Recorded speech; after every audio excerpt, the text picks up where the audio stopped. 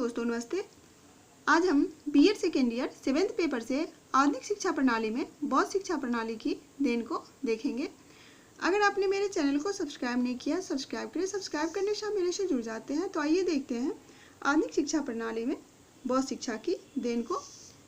इसके अंतर्गत सामान्य विद्यालय, सर्वसुलभ शिक्षा, चयन प्रक्रिया, आयु निर्धारण, अनुशासन, व्यावसायिक शिक्षा, शारीरिक शिक्षा और मानसिक शिक्षा को देखेंगे। अब सामान्य जो विद्यालय है उसको देखें जरा। भारत में सामान्य विद्यालयों की चलन बौद्ध शिक्षा को ही जाता है। बौद्ध मठ जो होता था वह धार्मिक शिक्षा के अतिरिक्त सामान्य शिक्षा का भी केंद्र था, ताकि बालक घर पर अपने माता पिता के साथ रहकर शिक्षा को प्राप्त कर सके। तो इस तरह सामान्य विद्यालय की प्रक्रिया थी। उसके बाद है सर्व सुलभ शिक्षा। सर्व सुलभ शिक्षा के अंतर्गत धर्म, जाति व वर्ग के आधार पर कोई भेद नहीं करके शिक्षा पाने का सभी को अधिकार था। स्त्रियां भी उच्च शिक्षा प्राप्त कर सकती थी।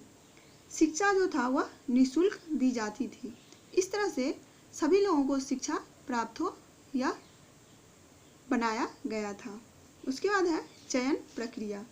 शिक्षा पाने के लिए छात्र को चयन प्रक्रिया से गुजरना होता था या आवश्यक था। चयन प्रक्रिया जो था आवश्यक था। उसके बाद आयु निर्धारण।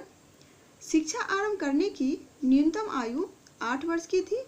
इस तरह से विद्यालय में प्रवेश के लिए न्यूनतम आयु नियमों तथा परीक्षाओं का आयोजन किया जाता था। अनुशासन।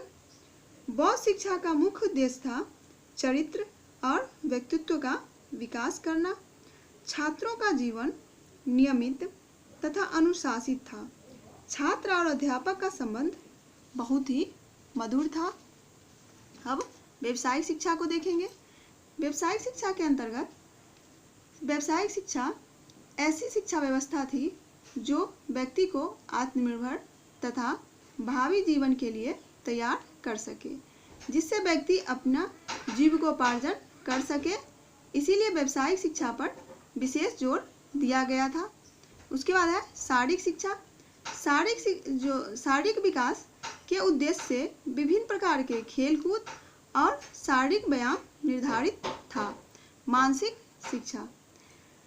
छात्र मानसिक तौर पर मजबूत हो, इसके लिए प्रश्नोत्तर, वाद विवाद, विचार विमर्श, मनन श्रवण तथा व्याख्यान विधि आदि का सहारा लिया जाता था।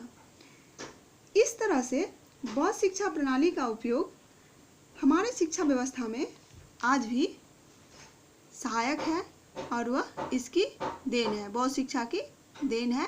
धन्यवाद। आप मेरे चैनल को सब्सक्राइब करें, शेयर करें, लाइक करें।